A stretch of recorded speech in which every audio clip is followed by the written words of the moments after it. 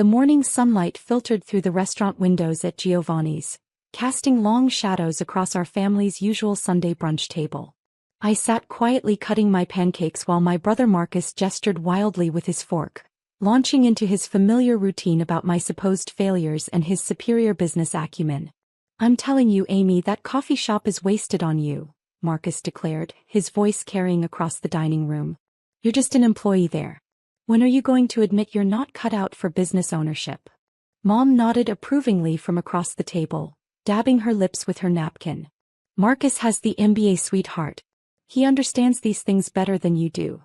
My father remained focused on his eggs Benedict, occasionally grunting agreement when Marcus made particularly emphatic points about market positioning and profit optimization. This conversation had become as routine as our Sunday brunches themselves over the past 8 months. "The location is prime real estate," Marcus continued, warming to his favorite topic.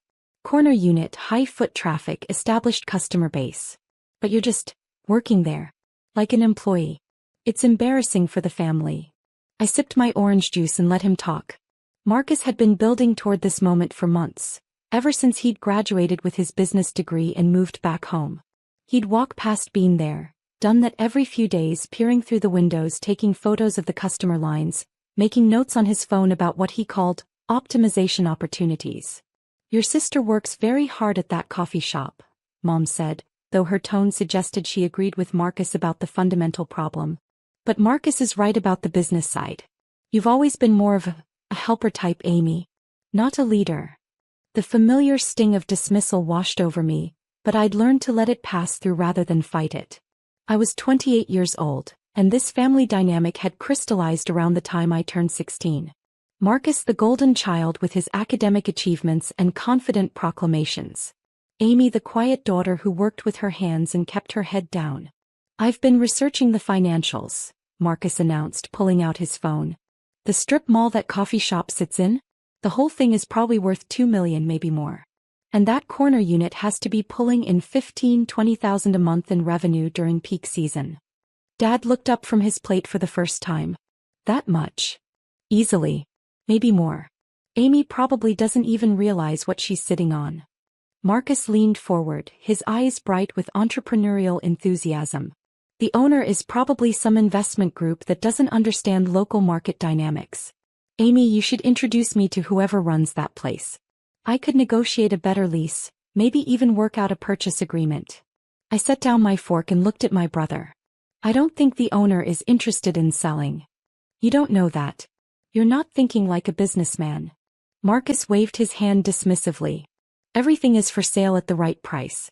The key is understanding leverage and market positioning."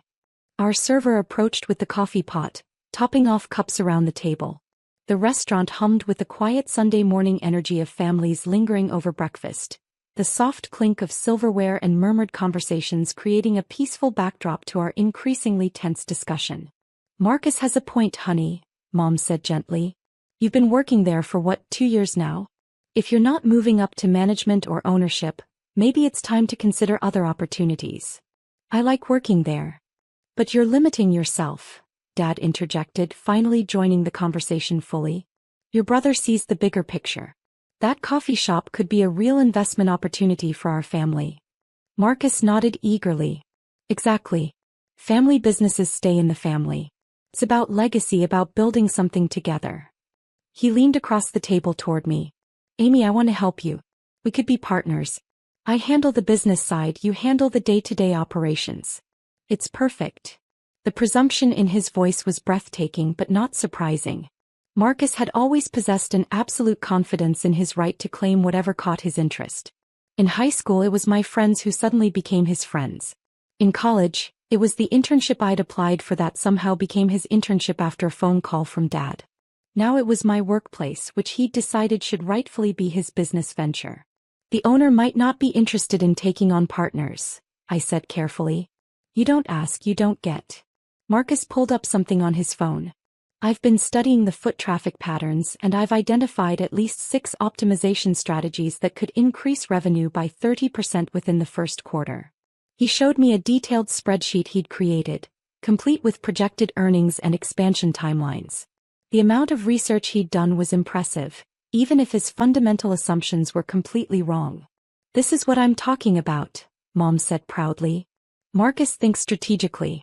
He sees opportunities. And Amy, Marcus continued, his tone becoming more serious, I need you to understand something. This isn't just about the coffee shop. It's about your future. You're 28 years old, working an hourly job, living in that tiny apartment. Where do you see yourself in 5 years? 10 years? The question hung in the air. It was the same question he'd been asking in various forms for months, each time with a slightly more concerned, slightly more condescending tone. I'm doing fine, I said. Fine isn't enough. Marcus leaned back in his chair. Look, I've been patient. I've been supportive.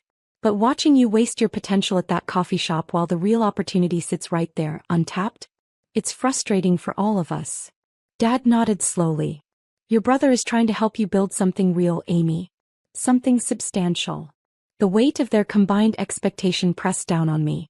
This was how family interventions began in our household, with Marcus identifying a problem, Dad providing gravitas, and Mom offering gentle but firm support for whatever solution Marcus had devised. I've already drafted a business proposal, Marcus announced, pulling a folder from his messenger bag. Revenue projections, market analysis, competitive positioning, the works. All we need is an introduction to the current owner. He slid the folder across the table to me. The cover page read, Been there, done that, Strategic Acquisition and Optimization Plan by Marcus Chen, MBA. He'd even included a professional headshot of himself in the corner. Marcus spent all weekend on this, Mom said admiringly. He's really thought through every angle. I opened the folder and scanned the first few pages. His research was thorough, his projections were ambitious, and his confidence was absolute. He'd identified the coffee shop's peak hours, calculated average transaction values, researched local commercial real estate prices, and developed what he called a customer experience enhancement strategy. The current owner is clearly leaving money on the table, Marcus explained as I read. Look at page 4. They could add a lunch menu, extend evening hours, maybe even license additional locations. But they're playing it safe, thinking small. His analysis wasn't wrong about the potential. Been there, done that could certainly accommodate the improvements he'd outlined. The question was whether he understood who would be making those decisions. So, Marcus prompted. Can you set up a meeting? Maybe this afternoon? I'm ready to make a serious offer. I closed the folder and looked around the table at my family. 3 faces looking back at me with expectation, confidence, and barely contained excitement about Marcus's latest entrepreneurial venture.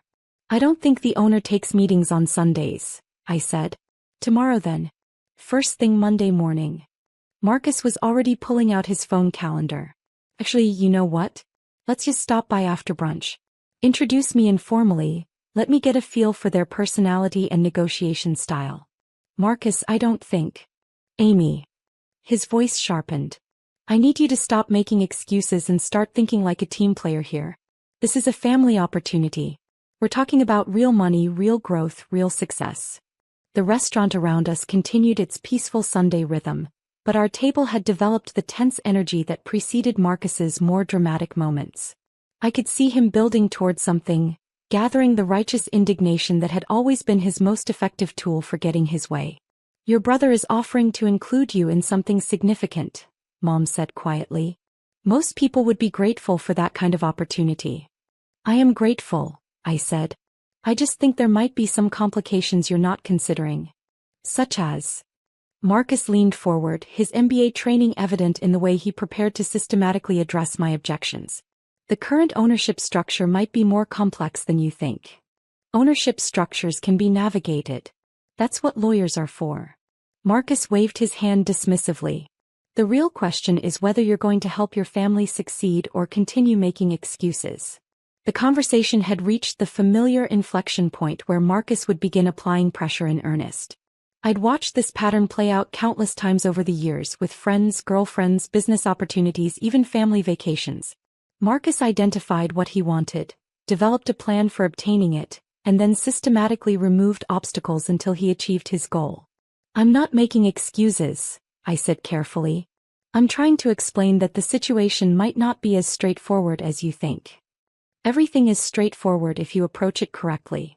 Marcus's voice carried the confident tone that had impressed his business school professors. The current owner has an asset. We have capital and expertise. It's a simple value exchange. Dad set down his coffee cup. Amy, your brother is trying to help you move up in the world.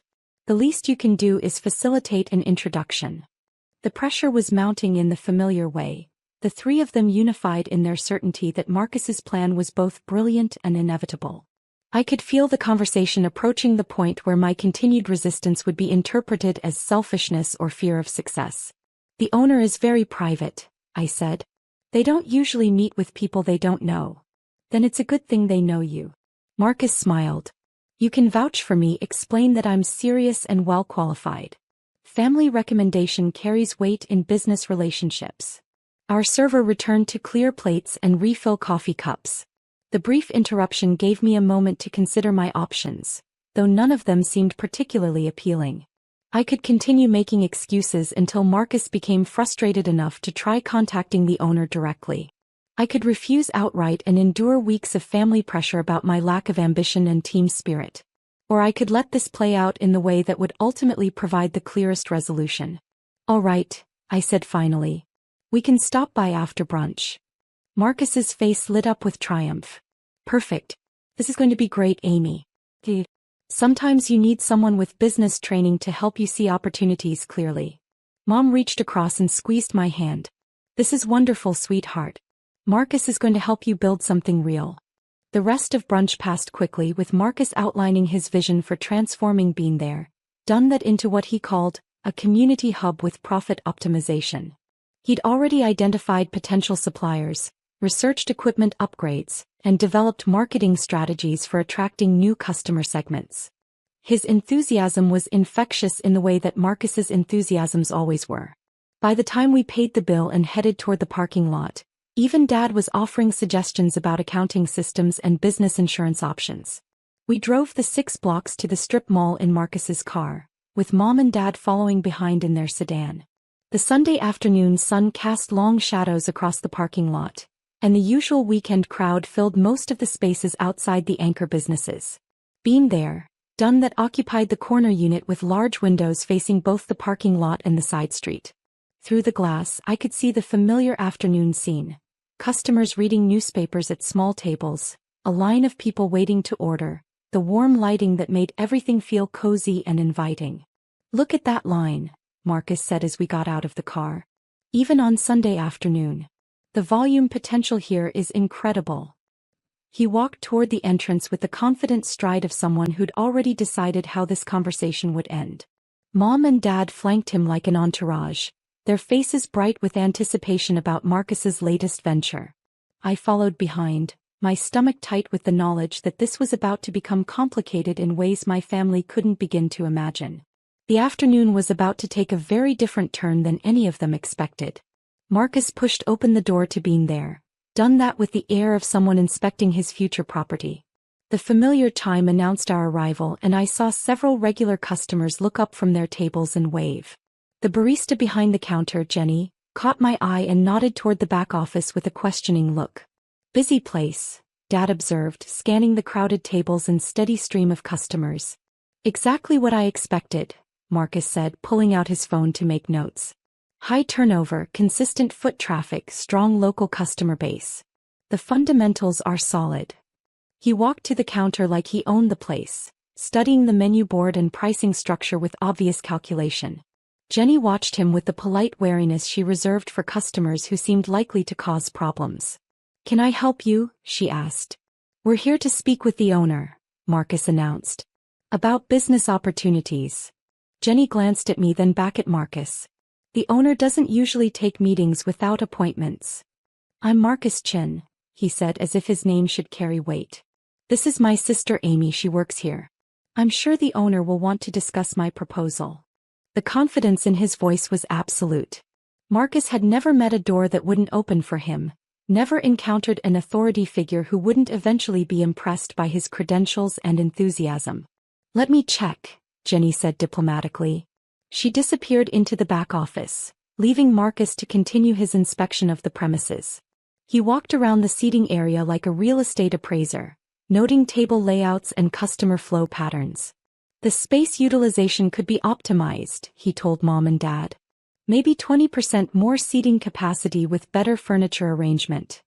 You have such a good eye for these things, Mom said proudly. I stood near the counter, watching regular customers enjoy their Sunday afternoon coffee while my family planned their future business venture. Mrs. Patterson sat in her usual corner spot with her crossword puzzle. The college students occupied the big table by the window with their laptops and textbooks. The young mother with twin toddlers had claimed the table near the restroom as always.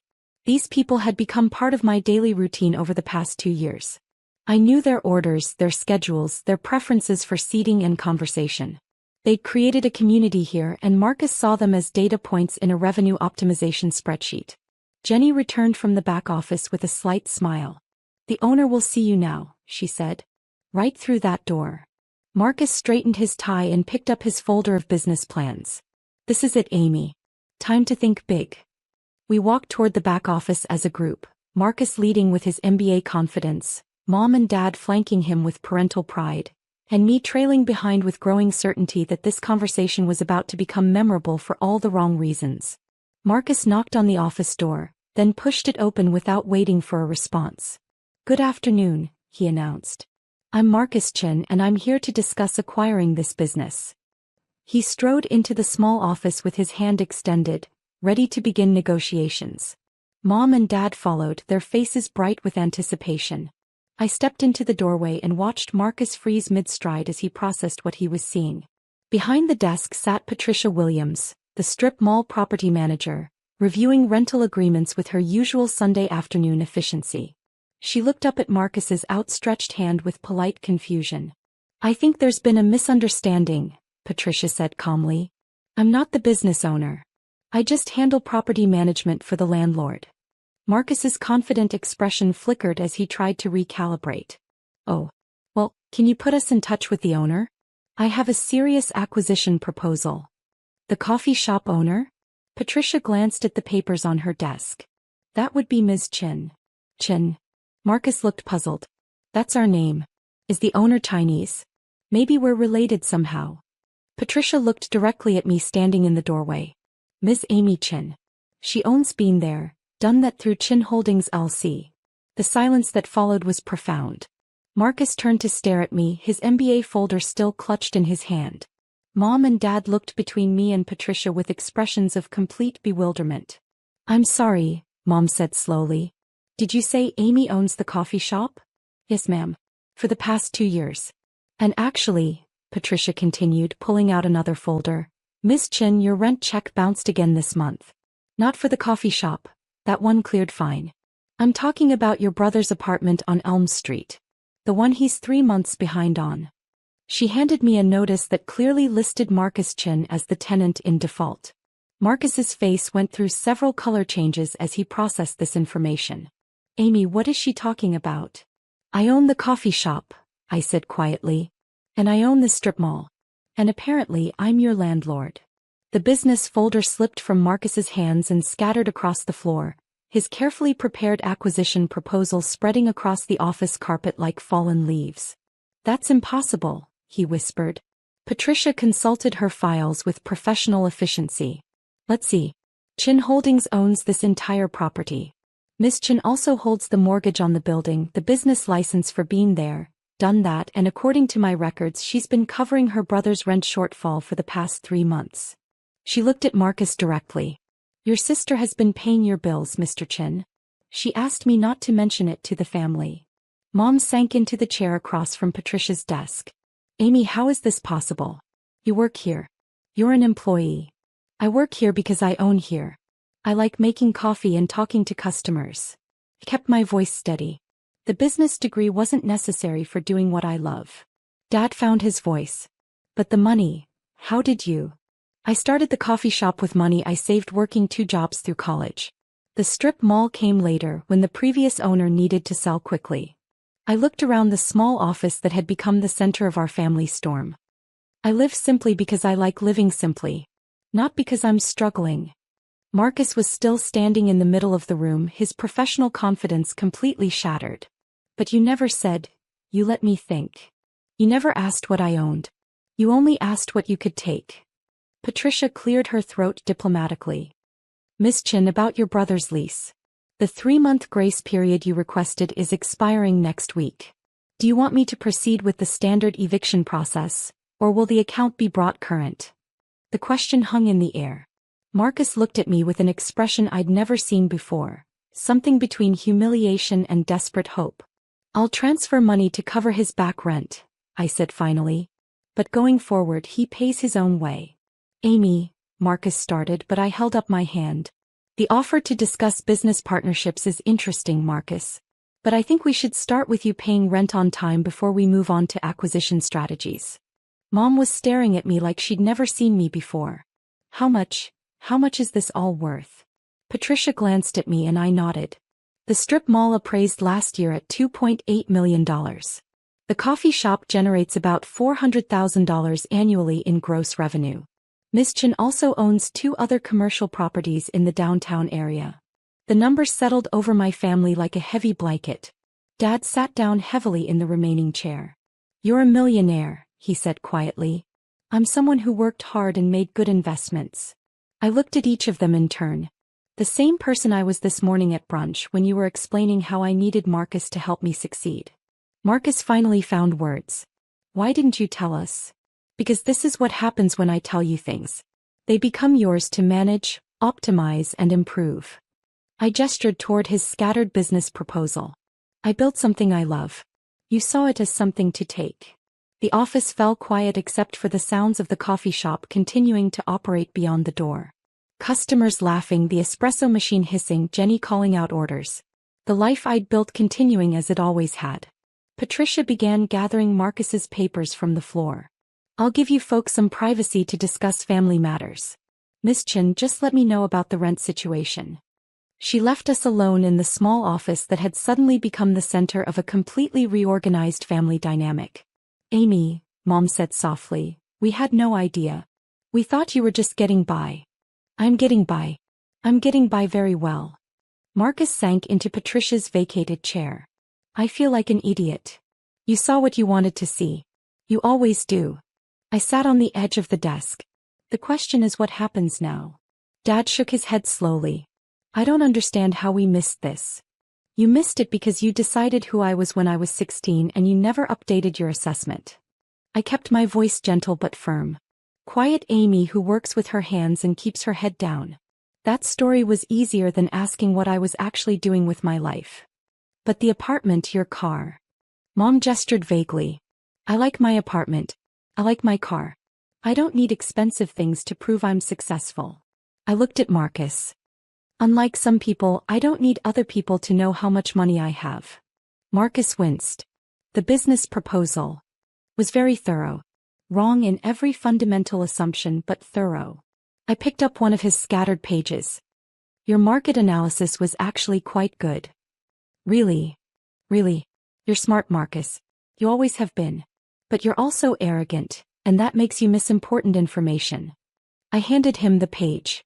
Like the information that your sister isn't someone who needs rescuing. We sat in the small office while the sounds of Sunday afternoon continued around us. The college students were probably finishing their study session. Mrs. Patterson would be heading home soon. The mother with the twins would be ordering their usual afternoon hot chocolate. So what now? Dad asked finally. Now you know. And we figure out how to be a family with accurate information instead of comfortable assumptions. Marcus looked up from the business proposal page he'd been studying. Amy, I'm sorry. I really am. I thought I was helping. You thought you were taking. There's a difference. Yeah. There is. Mom reached across and took my hand. We're proud of you, sweetheart. We should have said that more often. You should have asked more questions. We should have done a lot of things differently, Dad admitted. I stood up and walked to the window that looked out over the strip mall parking lot. My strip mall. My investment. My success that had been invisible to my family because it didn't match their definition of achievement. Marcus, I said without turning around. Your 3 months of back rent comes to $4,200.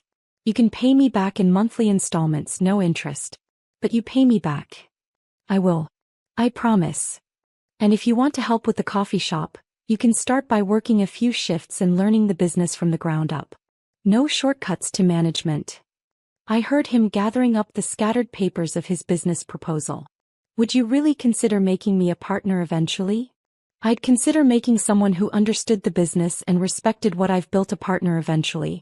Whether that person turns out to be you depends on how much you're willing to learn and how much you're willing to change. When I turned back toward them, my family was looking at me with expressions I'd never seen before. Not dismissal, not condescension, not comfortable assumptions about my limitations. Respect. It had taken 28 years and a completely exploded family brunch, but we were finally seeing each other clearly. The afternoon sun was setting over the strip mall, casting long shadows across my property, my business, my success that had been hiding in plain sight all along. And for the first time in years, I felt like I was having Sunday dinner with my actual family, instead of the characters they'd imagined me to be. Emergency, Mom's had a heart attack. My husband's voice cracked with panic as he gripped his phone. We need to go home now. I stared at the pristine waters of the Maldives beach, watching our dream vacation crumble before my eyes. My name is Alexandra, and after 5 years of nonstop work and saving every penny, my husband James and I have finally managed to book our dream getaway. We'd been here exactly 26 hours. What happened? I asked, already knowing who had made the emergency call. Linda, my mother-in-law, had spent the last month trying to sabotage this trip. Dad says she collapsed at home. James was already shoving things into our suitcase, his hands shaking. They're taking her to St. Mary's Hospital. Alex, we have to go. I took a deep breath, memories of the past 5 years flooding back. Every time James and I had planned something for ourselves, Linda had found a way to interfere. Our weekend trips mysteriously coincided with her emergencies. Our date nights were interrupted by her urgent needs for help with basic household tasks. But a heart attack? This was a new level even for her. Of course, I said, keeping my voice steady. I'll start packing while you book the flights. As James rushed to call the airlines, I looked at our hotel room, the overwater bungalow we dreamed about for years. The champagne we planned to drink at sunset sat unopened. The snorkel gear we'd rented for tomorrow's reef tour lay untouched. My phone buzzed with a message from my best friend Emma, who worked as a nurse at St. Mary's. Your MIL just walked into the ER demanding immediate attention. She's shouting about chest pains, but she drove herself here and seems energetic. I stared at the message, my suspicions confirmed. But how could I tell James? He was already in a panic, talking about cashing in our vacation insurance and paying whatever it took to get home immediately. Got us on the next flight, James announced, his face pale with worry. We leave in 3 hours. It's going to cost a fortune, but Mom needs us. I sat down on the bed, choosing my next words carefully. James, before we leave, I think we should call the hospital directly. He frowned. Dad already told us what's happening. We don't have time to. Please, I said firmly, just call the hospital. Ask about her condition. Maybe it was something in my tone, or maybe deep down he had his own doubts. But James picked up his phone. I watched as he dialed St. Mary's and asked about Linda Mitchell. The color drained from his face as he listened. What do you mean she's arguing with the triage nurse? I thought, Dad said she had a heart attack. I pulled out my phone and showed him Emma's message. James sat down heavily beside me, the realization hitting him hard. She's faking it, he whispered, more a statement than a question. She's actually faking a heart attack to bring us home. Before I could respond, another message from Emma popped up. You need to see this. I'm sending you security footage from the ER entrance. Your MIL parked in the ambulance bay, fixed her makeup, then stumbled in clutching her chest. The performance would be impressive if it wasn't so manipulative. The video loaded, and there she was, Linda, parking her Mercedes precisely between the lines, checking her reflection in the rearview mirror, and then transforming into a woman in desperate medical distress as soon as she opened the car door. James watched the footage in silence, his expression shifting from shock to anger. 5 years, he said finally. For 5 years, every time we tried to do something for ourselves, she's pulled something like this. But this is too far. I wrapped my arm around his shoulders, feeling his body tremble with a mix of emotions. I'm so sorry, James. No, he said, standing up suddenly. I'm the one who's sorry. Sorry I let her manipulate us for so long. Sorry I didn't see what she was doing. He picked up his phone again. but this time his hands were steady. I need to make 2 calls, one to cancel our emergency flights and one to tell my mother exactly what I think about her little performance. I watched as he stepped out onto our private deck, phone in hand. The sun was setting over the ocean, painting the sky in brilliant oranges and pinks. We hadn't lost our vacation after all, but something had shifted. For the first time in our marriage, James was truly seeing his mother's behavior for what it was. My phone buzzed again. Another update from Emma. Hospital security is getting involved.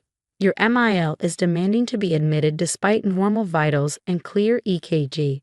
She keeps saying her son is flying home to be with her, and the hospital will be sorry if they discharge her before you arrive. I couldn't help but smile. Linda had finally overplayed her hand, and she had no idea what was coming. James's voice carried through the glass doors of our bungalow as he confronted his mother. I've seen the security footage, Mom. The hospital sent it to us. How could you do this? I could hear Linda's shrill protests even from where I sat. Security footage? That's private medical information. I'll sue them. I'm having a medical emergency, and you're abandoning me for some vacation. A medical emergency? James's voice grew harder than I'd ever heard it. The footage shows you parking your car, checking your makeup, and then pretending to collapse. The doctors say there's nothing wrong with you. Those doctors don't know anything. I raised you better than this, James. What kind of son chooses a beach over his dying mother? I watched as James gripped the balcony railing, his knuckles turning white. You're not dying, Mom. You're lying. Just like you lied about needing emergency plumbing repairs during our anniversary dinner. Just like you lied about falling down the stairs when we tried to go camping last summer. The silence that followed was deafening. Then Linda's voice came back, smaller but somehow more venomous. That girl has turned you against me. Alexandra never understood our family's closeness. She's always tried to come between us. Stop. James cut her off. Alex has put up with your manipulation for 5 years. She's never complained, never tried to come between us. But I see it now, Mom. I see everything. Emma sent another update. Your MIL just threw her phone at a nurse when they suggested she was having an anxiety attack rather than a heart attack. Security's been called again. I stepped out onto the deck, placing a gentle hand on James's shoulder. He leaned into my touch, still holding the phone. I'm done, Mom, he said firmly. We're staying on our vacation. If you actually have a medical emergency, the doctors at St. Mary's are more than capable of handling it. But this manipulation, these lies, they stop now. You'll regret this, Linda hissed. When something really happens to me, you'll wish you'd been a better son. No, Mom. The only thing I regret is not standing up to you sooner. Goodbye. He ended the call and turned to me, his eyes glistening with unshed tears. I'm so sorry, Alex. I should have seen it years ago. Before I could respond, his phone buzzed with a message from his father. Your mother's being escorted out of the hospital. She's hysterical. Please come home and help deal with this. James looked at the message, then at me, then at the beautiful sunset over the ocean. For a moment, I saw the old uncertainty cross his face, the ingrained response to rush to his mother's aid. You know what? He said, putting his phone on silent and placing it face down on the deck table. Dad enabled her behavior just as much as I did. They can handle this themselves. Emma's updates kept coming. Your MIL is now in the parking lot, telling anyone who'll listen that her son is abandoning her on her deathbed. Hospital security has informed her she'll be trespassing if she comes back without an actual emergency. I couldn't help but laugh, and after a moment, James joined in. The tension of the last few hours broke like a wave, leaving behind something lighter, cleaner. Do you know what I want to do? James asked, pulling me close. I want to open that champagne we've been saving. I want to sit on this deck with my wife, watch the sunset, and start living our life without jumping at my mother's every call. Are you sure? I asked softly. This is a big change. He kissed my forehead, his embrace steady and sure. I've never been more sure of anything. Well, except marrying you. As we sat there, watching the sky turn from gold to purple, our phones kept buzzing with updates. Linda had called every family member, spinning a tale of abandonment and betrayal. James's father sent increasingly demanding messages. Even Linda's sister chimed in, berating James for his callousness. But for the first time in our marriage, we let the drama wash past us like the waves below our bungalow. James turned to me, his eyes clear and determined. I think it's time we set some real boundaries, he said. Not just for this vacation, but for our life together. I nodded, feeling a hope I hadn't dared to embrace in years. What did you have in mind? First, no more emergency responses without verification. Second, we start making plans for our life. Real plans that don't revolve around my mother's latest crisis. And third, he smiled, a hint of mischief in his eyes. We turn off our phones and enjoy the rest of the sunset properly.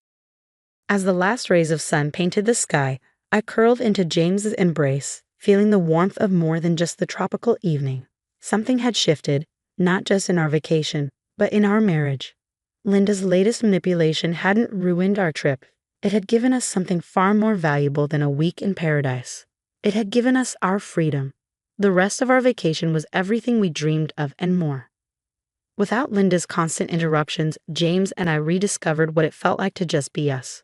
We snorkeled through coral reefs, had candlelit dinners on the beach, and spent long afternoons doing absolutely nothing but enjoying each other's company. But reality waited for us back home, and Linda wasn't done yet. When we landed at the airport, Emma was waiting for us with news. "Your MIL has been busy," she said, hugging me tight. She's been at the hospital 3 more times, each time with a different emergency. They finally had to threaten her with legal action to make her stop. James just shook his head, no longer surprised by his mother's antics. "And Dad? How's he handling it?" "He's been calling everyone, trying to fix things," Emma replied. "But something interesting happened while you were gone. The hospital's patient advocacy team got involved after your MIL's performance. They're recommending she get psychological help." As we drove home, we found our house surrounded by family members' cars. Linda had apparently called an intervention. "Ready?" I asked James, seeing his jaw tighten. He squeezed my hand. "More than ready." Inside, Linda sat in our living room like a queen holding court, surrounded by concerned relatives. She'd been crying, her makeup strategically smeared for maximum effect. "My own son," she wailed when she saw us. "Look what she's done to him. He left his mother to die while he played on a beach." James's father stood up, his face stern. "Son, this has gone far enough. Your mother needs—" "No, Dad," James cut him off. "What Mom needs is professional help. We've all seen the hospital footage. We all know what really happened." Linda's sister gasped. "What hospital footage?" I pulled out my phone, playing the video Emma had sent. The room fell silent as they watched Linda parking perfectly, checking her makeup, then dramatically stumbling into the ER. That's not." Linda sputtered, but for once, she had no story ready. "There's more," James said quietly. "The hospital has documentation of every fake emergency you've created over the past 5 years. Every time you've tried to manipulate us, every lie you've told. They're recommending psychiatric evaluation." The room erupted in chaos. Linda burst into fresh tears. But this time, fewer people rushed to comfort her. Her sister, who had always taken her side, sat back with a thoughtful look on her face. "We're not doing this anymore," James announced, his voice carrying over the commotion. "Alex and I are setting boundaries. No more emergency calls without verification. No more dropping everything because Mom feels lonely. And if you want to be part of our lives, you need to get help." Linda tried one last tactic. "After everything I've sacrificed for you, the only thing you've sacrificed," I finally spoke up, "is your relationship with your son. But you can still fix that, if you're willing to do the work." The silence that followed was heavy with possibility. James's father was the first to move, walking over to stand beside his son. "She's right," he said quietly. "Linda, this has to stop. I've already made an appointment with Dr. Carter. We're going to counseling together." Linda looked around the room, realizing for the first time that her audience was no longer automatically on her side. Her sister was nodding along with James's father. Even her closest allies were looking at her with new eyes. I just didn't want to lose you," she whispered to James. "Mom, you were losing me anyway," he replied gently. "Every manipulation, every lie, every ruined moment, they all pushed me further away. The only way to keep me in your life is to get help and start building honest relationships." 6 months later, our lives look very different. Linda started therapy, reluctantly at first, but gradually with more commitment. She still struggles with boundaries, but now there are consequences when she crosses them. We've had peaceful family dinners, uninterrupted date nights, and even a weekend getaway without a single emergency call. Last week, she did something that shocked us all. She apologized. Not a manipulative, self-pitying apology, but a real one, acknowledging the harm she caused and the work she still needs to do. I was so afraid of being alone, she admitted during a family session. I thought if I kept you close, kept you needing me, I'd never lose you. Instead, I was pushing you away. James and I still have the sunset photo from that evening in the Maldives framed in our living room. It reminds us of more than just a beautiful moment. It marks the day we finally broke free from the chains of manipulation and started living life on our own terms. Sometimes the best endings don't tie everything up perfectly.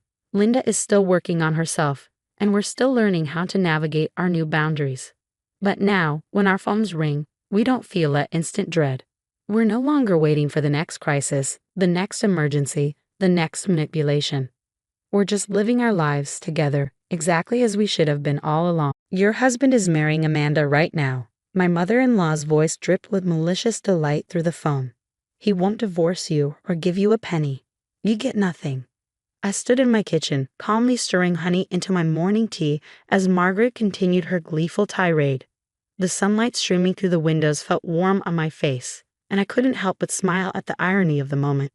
Thank you for letting me know, I replied softly, taking a sip of my tea. There was a pause on the other end. Clearly, this wasn't the reaction she'd expected. I could almost see her face twisting in confusion. Did you hear what I said? She snapped. David is getting married to Amanda. Right, now, at our family church. You're finished. Yes, I heard you perfectly, Margaret.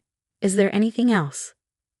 My name is Olivia Parker, and at 34, I was listening to my mother-in-law announce my husband's illegal second marriage with all the excitement of a child on Christmas morning. What she didn't know, what none of them knew, was that I'd been 3 steps ahead of their little plan for months. You're taking this rather well, Margaret said suspiciously. Finally realizing your place, are you? David deserves someone young and beautiful like Amanda. Someone from a good family. I glanced at the thick manila envelope sitting on my kitchen counter, the one I'd received from my lawyer yesterday. I suppose we all get what we deserve in the end, I replied. The signs had started appearing 3 months ago. David's late nights at the office became more frequent, his excuses more elaborate. His phone was suddenly password protected, and he started taking calls in another room. But the real red flag was when he insisted I add his mother as a co-signer on our joint account just in case anything happens. That was the moment I knew something was coming.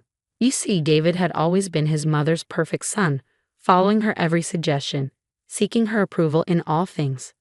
When we first married 7 years ago, Margaret had been certain I wouldn't last. I wasn't from the right social circle, didn't have the right connections. A simple teacher, she'd sneered at our wedding reception, loud enough for nearby guests to hear. But I wasn't just a teacher. I was my father's daughter, and he hadn't raised me to be naive. As a retired detective, he taught me to trust my instincts and always have a backup plan. So when David started acting suspicious, I started paying attention. It didn't take long to discover the truth. Amanda was Margaret's best friend's daughter, fresh out of college and working as David's new assistant. The same Amanda who'd been at every family dinner for the past 2 months, batting her eyelashes at my husband while Margaret looked on approvingly. I just thought you should know, Margaret continued, her voice sickly sweet. You'll need to be out of the house by next week. David and Amanda will need somewhere to live after all. I took another sip of my tea, savoring the sweetness. That's thoughtful of you to warn me. Well, I'm nothing if not considerate, she preened. Though I doubt you'll find anywhere nice to live on a teacher's salary. Perhaps if you'd been a better wife, things would be different. I thought about the documentation hidden in my study, the photographs, the bank statements, the video footage. I thought about the private investigator's report sitting in my lawyer's office and the official papers that would be served within the hour. You know what, Margaret? You're absolutely right. Things will be different. She laughed, a harsh sound that echoed through the phone. Finally accepting reality, are you? More than you know, I replied. Give Amanda my congratulations. I'm sure she'll make a lovely bride. I ended the call before Margaret could respond, setting my phone down next to the manila envelope. Inside were copies of everything my lawyer would be serving to David, Margaret, and the family church within the hour. Proof of conspiracy to commit marriage fraud, evidence of attempted financial manipulation, and documentation of every step they'd taken to try to leave me with nothing. The doorbell rang, right on schedule. I opened it to find Jim, my father's old partner and now a private investigator, standing there with his signature grim smile. "Everything's in place," he said, handing me a small USB drive. "The evidence has been delivered to all relevant parties. Your husband's second wedding should be getting some unexpected guests right about now." I nodded, thinking about the scene that must be unfolding at the church. The police arriving just as David and Amanda prepared to exchange vows. Margaret's face as she realized her perfect plan was falling apart. The guests witnessing it all. "Thank you, Jim," I said, pocketing the drive. "I couldn't have done this without you." He shook his head. "Your father taught you well, kid. Always be prepared." I closed the door and walked back to my kitchen, where my tea was getting cold. My phone was already buzzing with messages. No doubt the news was spreading fast. But I wasn't ready to deal with any of that yet. Instead, I picked up the manila envelope and walked to my study. On my desk sat a framed photo of my father and me at my college graduation. He was smiling proudly, his detective's badge gleaming on his belt. "You were right, Dad," I whispered to the photo. Sometimes the best defense is a good offense. The chaos unfolded exactly as I'd anticipated. My phone wouldn't stop buzzing with messages and calls, each one more frantic than the last. I let them all go to voicemail, calmly sipping my tea as I imagined the scene at the church. The first text came from my sister-in-law, Emma. "OMG Olivia, the police just stormed into the church. What did you do?" Then from various family friends. "Is it true? Did David really try to commit marriage fraud? Margaret is having a meltdown in front of everyone. The police are questioning Amanda's parents." I smiled, remembering how I'd gathered all the evidence. It had started 3 months ago when I noticed David's strange behavior. Instead of confronting him, I channeled my inner detective, just as my father had taught me. First came the basic surveillance. I hired Jim to follow David and Amanda, documenting their meetings, their intimate dinners, the nights they spent planning their future together. But the real goldmine was Margaret's involvement. My mother-in-law had orchestrated everything. She'd introduced Amanda to David, arranged for her to get the job as his assistant, and even helped them plan the wedding. What they didn't know was that every meeting they had at her house was recorded, thanks to the security system she'd bragged about installing. The one that backed up all footage to a cloud server that her tech-illiterate self had never properly secured. My phone rang again. This time it was David. After 6 calls in a row, I finally answered. "How could you do this to me?" he demanded, his voice shaking with rage. "You've ruined everything." "I've ruined everything?" I kept my voice level. "That's interesting, coming from the man who just tried to commit marriage fraud." "It wasn't fraud," he protested. "I was going to divorce you eventually. I just needed time to what, David? To transfer all our assets, to make sure I was left with nothing, just like you and your mother planned." There was a telling silence on the other end. "How did you know?" he finally asked, his voice smaller now. "You forget who my father was," I replied. "He taught me to spot a conspiracy from a mile away. You, your mother, and Amanda weren't exactly subtle." I heard commotion in the background, followed by Margaret's shrill voice. "Give me that phone." "You conniving little witch," Margaret spat after grabbing the phone from David. "You've humiliated our entire family. Amanda is devastated." "Fascinating," I replied calmly. "Tell me, Margaret, did you really think I wouldn't find out about the offshore account? The one where you've been helping David hide money for the past 2 months?" Another shocked silence. "Or perhaps we should discuss the fraudulent loan applications you helped him file? The ones with my forged signature?" "You can't prove any of that," she whispered, but I could hear the uncertainty in her voice. "Actually, I can. Check your email. I'm sure the police have some questions about those documents too." I heard the sound of heels clicking on church floor tiles, followed by gasps and murmured conversations. Clearly, Margaret was checking her phone. "How did you get these?" she demanded. "Let's just say David isn't the only one who knows how to plan ahead. By the way, you really should change your email password.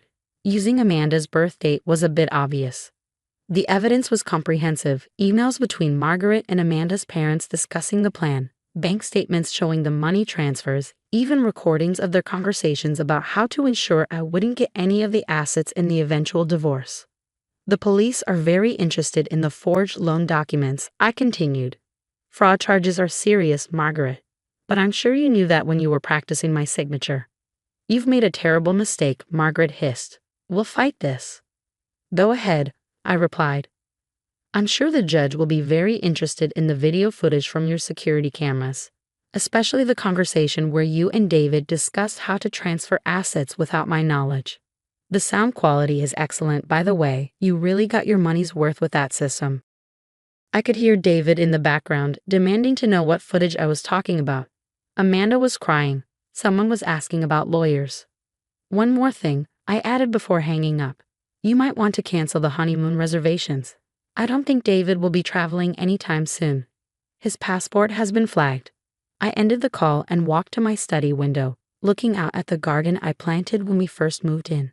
David had always complained about the time I spent there, never understanding that it was my refuge, my place to think and plan.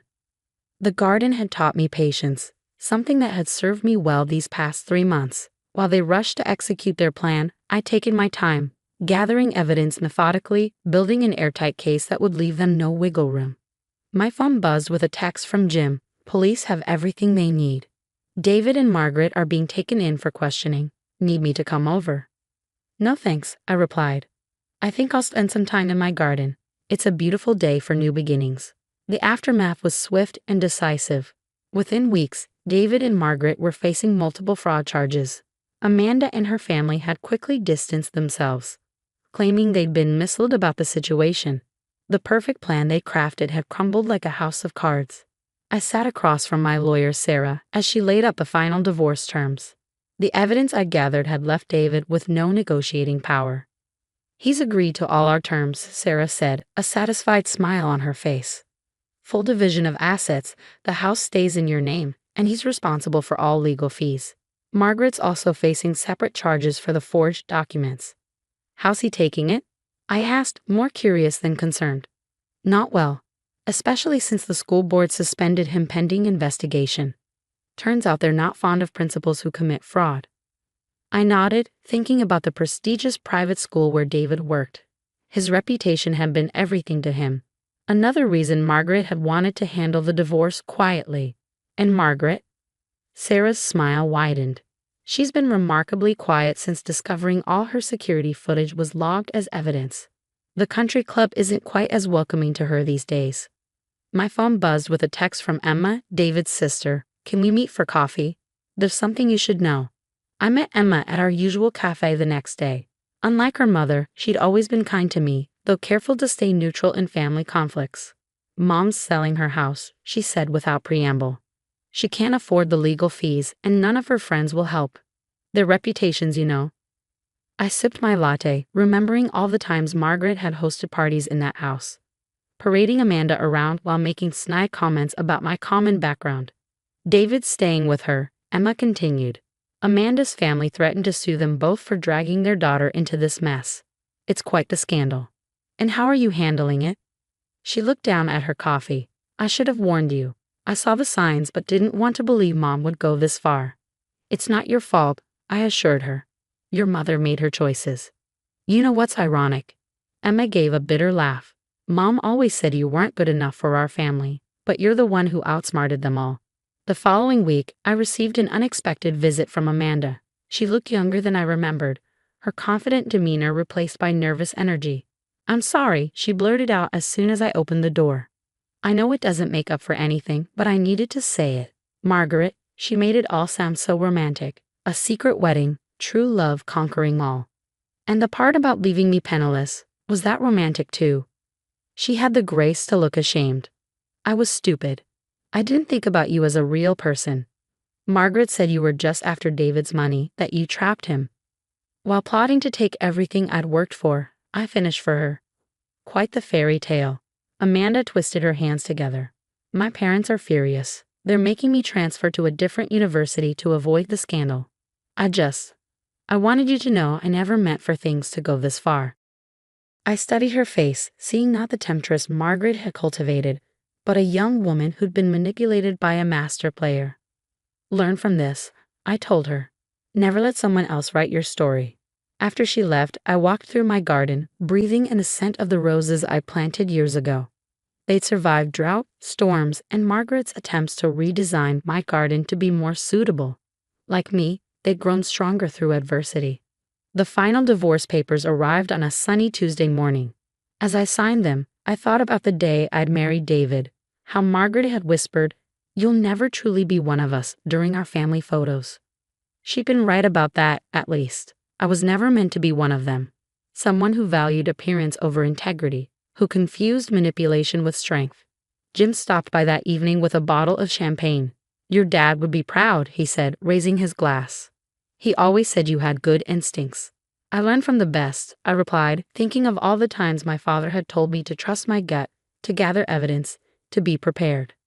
Later, alone in my study, I opened my father's old case notebook, the one he'd given me when I graduated college. Inside, he'd written, "Remember, sweetheart, justice doesn't always wear a badge. Sometimes it just requires patience, preparation, and the courage to stand your ground." I closed the notebook smiling. David and Margaret had underestimated me, seeing only what they wanted to see, a simple teacher they could easily discard. They never understood that I'd been playing a longer game, one where justice was the ultimate prize. My garden was blooming, my home was peaceful, and my future was my own. Sometimes I realized the best revenge isn't about getting even. It's about growing stronger, blooming where you're planted, and knowing when to cut away the weeds that try to strangle your growth.